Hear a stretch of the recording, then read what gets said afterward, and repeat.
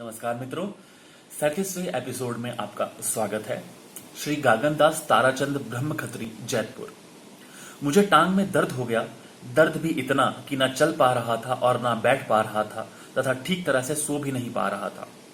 उसके लिए बहुत इलाज किए परंतु कोई फायदा नहीं हुआ। डॉक्टरों ने बताया कि यह ऐसी बीमारी है जो आगे चलकर दोनों टांगे, दोनों बाहें, दोनों कान तथा नाक कटवाना पड़ता है।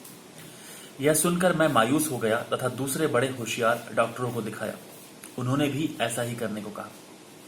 मैं जिंदगी से नाउम्मीद हो चुका था। उस समय सुना कि स्वामी लीलाशाह महाराज जी जूनागढ़ आए हुए हैं। अतः मेरे अपने रिश्तेदारों से कहा कि मुझे स्वामी जी के पास ले चलो। वे मुझे जूनागढ़ ले आए। मैंने अपने बारे में पूरी जानकारी उन्हें देते हुए निवेदन किया कि स्वामी जी अब आप ही कृपा करें, बाकी यह बीमारी तो लाइलाज है। स्वामी जी ने आश्वासन देते हुए कहा कि फिक्र मत करो।